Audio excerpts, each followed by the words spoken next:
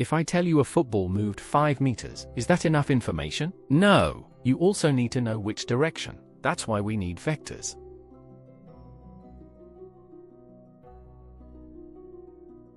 A scalar has only size, like 5 kilometers.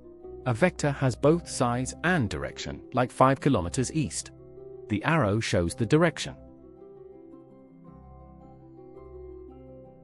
We write vectors using column notation. The top number in blue tells us how far right. The bottom number in red tells us how far up.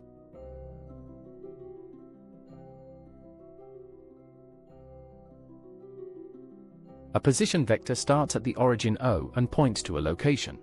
The position vector of point A at 4, 3 is written as column 4 over 3.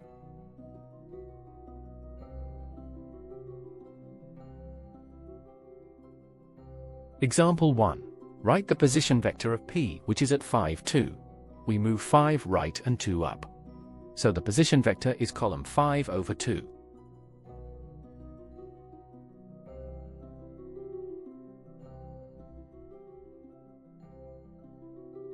We box our final answer. The position vector of P is 5 over 2. Always start from the origin when finding a position vector. Example 2. Find the vector from A1, 1 to B4, 5. We move 3 right, that's 4 minus 1, and 4 up, that's 5 minus 1.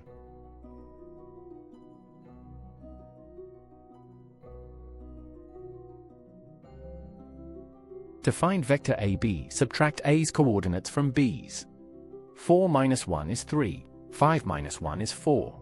Vector AB is column 3 over 4.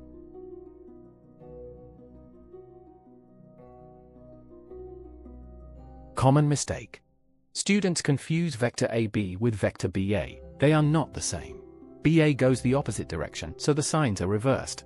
Be careful with order.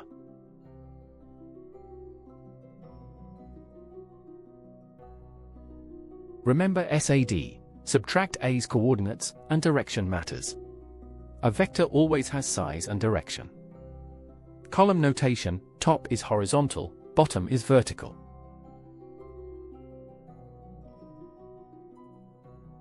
Subscribe to Ovasaabi for more maths lessons. Visit ovasaabi.com for notes and exercises.